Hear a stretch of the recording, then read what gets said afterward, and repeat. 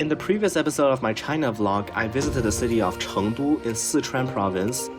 I left off with my flight from Chengdu Shuangliu Airport to Beijing Daxing Airport via Chengdu Airlines on the 19th December 2023. After almost 4 years away from China, I'm finally going back to Beijing, where my family usually flew to when we went back to visit our grandparents and other relatives. Just a simple airplane tour. Here's the Louvre.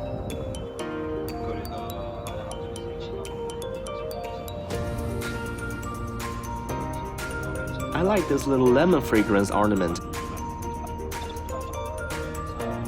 Here's my lunch. Simple but delicious for an average domestic airline that even my Chengdu friends never knew existed until I told them of my departing flight. Again, I didn't have any video of the plane taking off or landing because I didn't get a window seat. That's budget traveling by saying caused uneven seat selection. Anyways, landed at Beijing Daxing Airport, which is also a new airport and only started operations in 2019.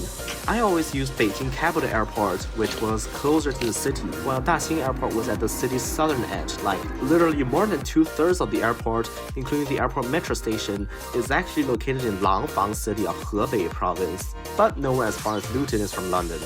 But seriously, I'm not British. I should actually stop saying bad shit about Luton and London. Back to Daxing Airport. Similarly, I had seen many foreign tourists and aviation geeks post videos about the airport, but never been there personally. I finally had a chance to, and perhaps this does count as me having been to Langfang technically. It's literally even closer to the city center of Langfang than Beijing. Fret not though, as Beijing has a very extensive subway system that connects the city to a lot of rural and border districts. The Daxing Airport Express connected me from Daxing Airport to the Beijing subway's outer loop, which is already within the inner suburban area of Beijing city.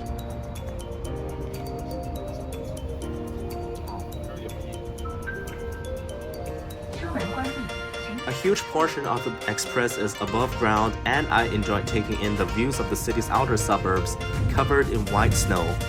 The express terminates at Caoqiao Station, located right outside the 3rd Ring Road, already inside the inner suburbs of Beijing. I then switched to the subway and rode on line 19 to Mudanyuan, then exited the station onto the road. It was negative 16 degrees outside, and my first time experiencing negative temperatures since I last left from Beijing in 2019.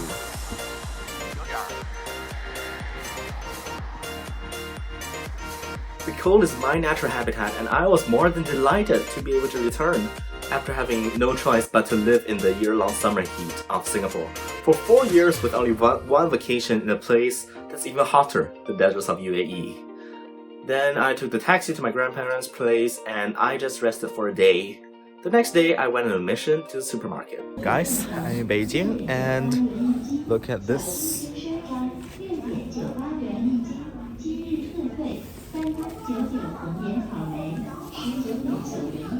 Beijing corn. I'm the face of Beijing corn.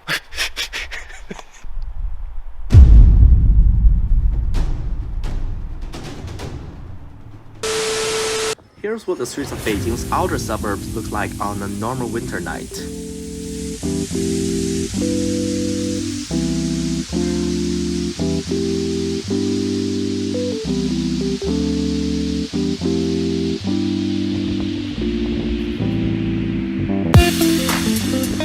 Then you have me getting excited to touch snow after leaving winter for almost 4 years. It's me first time touching snow in such a long time.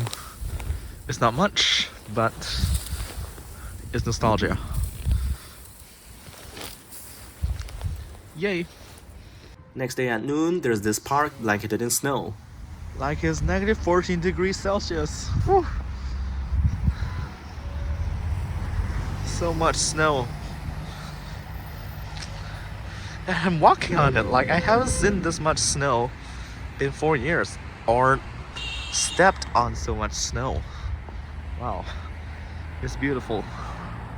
Just that when the sun shines, it's very blinding because of the properties of snow. I had simply been way too excited to be seeing snow again that I had to emphasize that 4 years are a long time apart. I was simply too excited. Then this one, the Olympic Center, that is very snowy. Then on my journey back home from there, I took a detour and wanted to ride on the Beijing subway to see its above ground stations. Took some sunset pics, very beautiful shots. Then the following day, I took the metro into the city center and went to Fuxingmen Station. I wanted to visit the Central Conservatory of Music, 中央音乐学院, the most prestigious music conservatory of national level in China. But I failed to note something. Almost all universities in China are not open to public, which includes the Central Conservatory. Visitors have to apply to visit in advance or be invited by a staff or student from the university because of security reasons. If the purpose of the visit is just to snap some pictures for fun, or in Chinese 打卡, literally meaning to tap a card or check in, then security won't let you in. So I found myself rejected from the music university, but I did go around the perimeter and snap some pics of the gates of the conservatory, as well as a concert hall separated from the main conservatory complex by a stretch of public street. I then quickly headed back in the direction of the metro station, but went further along to catch a glimpse of the Rainbow Arch over a flyover along the West Chang'an Avenue, 西长安街, part of one of the most famous roads in China, Chang'an Avenue, spanning the x-axis leaning east-west of Beijing City and covering a total length of 55 kilometers. Chang'an Avenue is split into east and west right at the center between the Tiananmen Gate and Tiananmen Square, which is the y-axis north-south, commonly referred to just as the central axis 中轴 of Beijing, passes through. The intersection of the central axis and Chang'an Avenue is the absolute center of Beijing. I then took the subway again into the outer suburbs to the 798 Art Zone, 798艺术区. The art zone is super far from the metro station and the roads there were not so straightforward. So I actually took some time and passed by a shop with a slogan "In Food We Trust" before arriving at the 798 Art Zone. Its name is such because this area was actually a decommissioned factory complex, and one of the well-known factory buildings within was numbered 798, even though the entire complex was actually known as the 718 Joint Factory. The original factory complex was built with the help of architectural plans and electronics from East Germany, but by the 1980s and early 1990s, the factories were deprived of governmental financial support and workers were laid off. Changing circumstances and times caused the zone to have an artistic rebirth in the early 2000s, and it gradually developed into a modern art zone today. The original factory building that is no longer in operation still stands in the center of today's art zone, looking like a huge contrast that instantly transports me 40 years into the past. After touring around the art zone a bit, I noticed the sun was setting, so I made my way back onto the street, about to begin a long journey both on foot to the subway station and on the subway back to my grandparents. I caught the Capital Airport Express train with the beautiful winter sunset in the background, while walking along the road with the grass blanketed in snow. I had to head back and rest early because the next day, my dad wanted me to accompany him to see some of his friends, and my aunt and uncle, whom I hadn't met in, again, I gotta emphasize, nearly 4 years. In the morning, I went with my dad to the Friendship Hotel 友谊宾馆. Its exterior is a mix of Chinese and Western architectural style, and now it's become so international that there's an American bar with only English text above the door. The interior is even more luxurious, as it was originally designed for China's national leaders to host guests from other countries also at the paramount positions. Here's me and my dad, like men's dressed semi-formally, which is very nice, seeing important friends. Yeah, there is this huge bottle of Maotai, a famous Chinese alcohol belonging to a category that's so strong that it can't be translated into English, called 白酒. Maotai is of 53% alcohol volume, and baijius are classified as liquors with 35 to 60% alcohol. But this bottle definitely isn't 500 ml. I later see this Maotai on the lunch table. I was the youngest. I mean, my dad's friends are all like around his age. I was 20, which is above China's drinking age of 18, but the alcohol I usually drank was beer or cider of like less than 10% volume, occasionally wine of maybe 30%, but altogether still very rarely. So I'm not Central European, no way I could have drunk from a young age just to get used to double-digit alcohols. But I did try a few sips of it, yeah. It tasted slightly burning at first, but had a fresh aftertaste.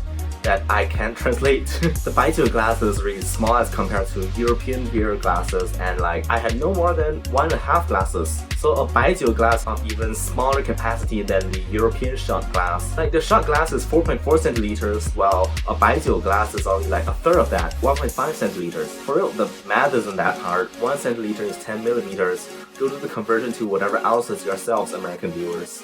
Centiliters is what the world uses when it comes to alcohol. Aside from the alcohol, I had this interesting huge-sized youtiao that legend has it was brought to Beijing from Qinghai province in the northwest of China by the Ma family of warlords. If you're a history nerd or a Hearts of Iron addict, you might know them as the Xibei San Ma, the 3 Ma's of the northwest. There's also this long golden cat intended to hold chopsticks so they don't grease the tablecloth. I love cats. That's simply it. My return to Beijing is just an interlude between the highlights of my winter vacation in China.